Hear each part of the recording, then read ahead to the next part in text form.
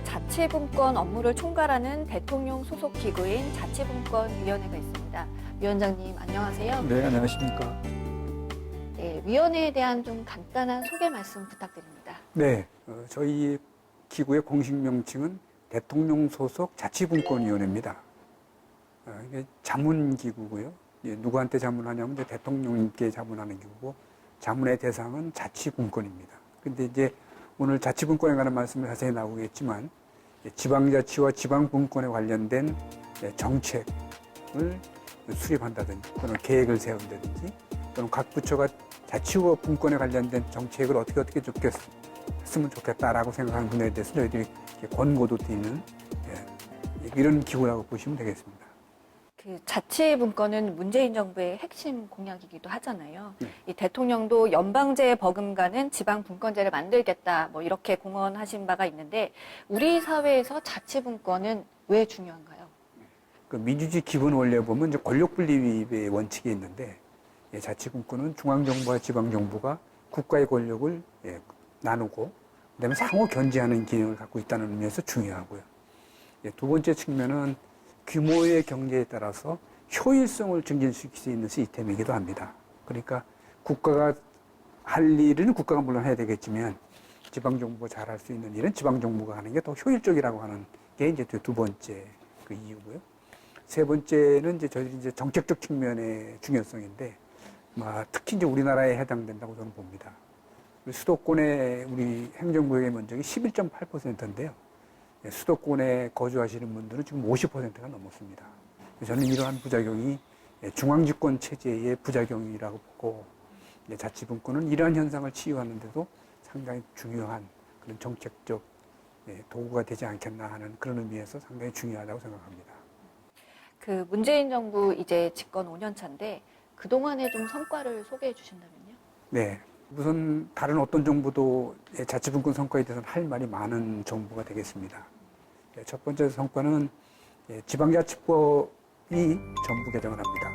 특히 이제 그 내용에 보시면 단체자치에서 주민자치로, 그러니까 지방자치의 중심이 단체에서 주민으로 이동한다는 걸 천명한 법률로 아주 의미가 크고, 그 법률의 내용 중에는 협력 의무가 있는데, 정전에는 중앙은 지방을 이렇게 지도 감독한다고 하는 말을 썼거든요. 이때는 지도 감독이 아니라 서로 상호 협력하는 국제의 파트너라고 하는 것을 정한 법률이 이제 굉장히 중요하고요. 그 다음에 이제 조금 어려운 명칭이긴 한데, 우리가 지방 일괄 이양법이라는 법을 만들었습니다. 그러니까 저희들이 자치분권에 관련된 법을 바꿀 때, 종전에는 개별법을 각기 바꿨습니다. 그런데 이번에는 그거를 좀 한 바구니에 담아서 일괄해서 처리했죠. 그래서 일괄 이양법이라는 거거든요. 이런 일괄 이양법의 형식을 띄어서 한 400개 권한을 일괄에 넘긴 그런 성과도 있었고요.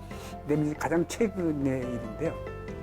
중앙지방협력회의법이라는 법이 통과가 됐습니다. 그래서 이제 이런 제도적 성과를 종합해 보면, 이제는 우리가 자치분권 일종의 시대의 개막을 알려도 되지 않겠나 하는 그런 기대감을 갖고 있습니다. 네, 이번에는 조금 더 구체적인 질문을 드리겠습니다. 자치경찰위원회 이 구성을 놓고 정치적 중립성 문제가 제기되고 있습니다. 즉, 위원회 구성을 지자체가 하다 보니 지자체장이나 시도의회 뭐 이런 유력 인사들의 영향력에서 자유로울 수 없다는 그런 지적인데, 이런 논란은 좀 불식될 수 있을까요? 네, 이 경찰이라는 업무가 이제 법 집행과 치안 서비스가 동시에 지금 같이 섞여 있는 업무입니다. 그러니까 이제 법 집행이 잘못되면 부작용이 크지 않겠습니까? 그래서 그런 것들을 염려해서 단임기구를 만들지 않고 합의제 행정기관이라는 기구를 만들었습니다. 특히 우리 합의제 행정기관인 시도자치경찰기구는 혼자 이렇게 추천하는 게 아니고요. 5기관이 추천합니다. 근데 우리가 이렇게 그런 기구를 다수의 기관이 다수를 추천하게 한 이유는 정치적 중립성입니다. 혹시 법책 집행기관이 한두 사람에서 좌우되면, 특히 이제 많이 걱정하는 게 지역에 있는 유지들하고 경찰권이 유착이 돼서 주민들이 피해를 보는 걸 걱정하시는 분들이 많으셨거든요. 그래서 이제 그걸 예방하는 장치가 시도자치경찰위원회라 이렇게 생각이 되고요. 근데 이제 저희들이 그 법에는 물론 강제 규정이 아니었기 때문에 그런 일이 일어났다고 보는데, 특정성이 60%를 못 넘게 돼 있습니다. 대부분은 다 여성 의원들이 다 됐는데 한 4군데가 여성 의원들 추천이 없었어요. 그래서 이제 다음에는 제도 개선을 통해서 여성의 비율이 어느 정도 돼야 되겠다는 거 하고 또 인권 전문가들이 좀 다수 참여할 수 있는 뭐 그런 길을 저희들이 좀 모색하려고 하고 있습니다. 이 자치경찰제 관련해서 좀 더 보자면 이 예산 규모에 따라서 지자체별로 좀 치안 격차가 벌어질 수 있다는 지적도 있습니다. 여기에 대해서는 좀 어떻게 생각하시나요? 네, 뭐 좋은 지적이라고 생각합니다. 일단은 우선 지자체 간에 재정 격차가 있다는 건 뭐 확실하고요. 다만 현재까지 국가경찰의 시스템 하에서는 우리나라 어디에 있어도 동일한 수준의 거의 유사한 수준의 경찰 서비스를 받아왔잖아요. 저희들은 그런 경찰 치안력이 훼손된다는 것은 있어서는 안 된다는 게 기본 원칙 중에 하나였고요. 이제 그거를 보장하기 위해서 좀 초기에는 지금 전 자치경찰도 국가직의 신분을 유지하고 있습니다.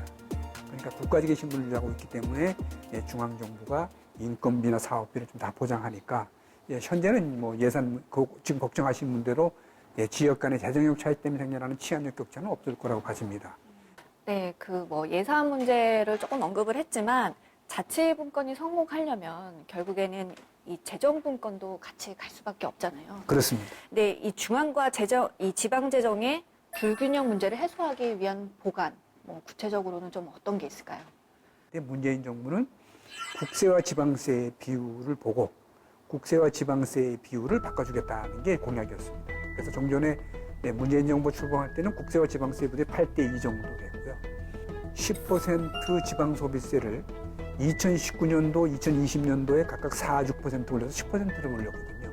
그 규모가 작년 기준으로 연간 8.5조 원이 되는 돈입니다. 그런데 이제 부가가치세는 꾸준히 이제 증가되는 세금이기 때문에 향후 10년간을 고려보면 한 10년 안에 한 100조 원 정도 되는 지방세를 확충해주는 계약을 했다 보시면 되고요. 그래서 이제 7.3까지는 아직 못 갔는데 아마 제2단계 재정분권은 한 7.3 정도에 좀 가깝게 가거나 최소한 7.3 정도는 되도록 지금 열심히 노력하고 있다는 말씀드리겠고요. 지금 이제 막바지 각 부처 간의 이견을 좀 조정하는 단계에 있습니다. 그래서 아마 조만간에 우리 시민 여러분들에게 좀 희소식을 좀 전해드렸으면 하는 그런 바람입니다. 좀 끝으로 이제 얼마 남지 않았잖아요. 네. 자치분권에 뭐 바로 직전에도 말씀해 주셨지만 목표 남은 과제 있다면 좀 말씀 부탁드립니다. 주민 조례 발행, 그다음에 주민투표법, 주민소환법 개정안들이 지금 다 국회에 지금 현재 상정되어 있는 상태입니다. 그래서 이 주민참여 3법이 예정대로 잘 좀 통과됐으면 하는 그런 바람이고요.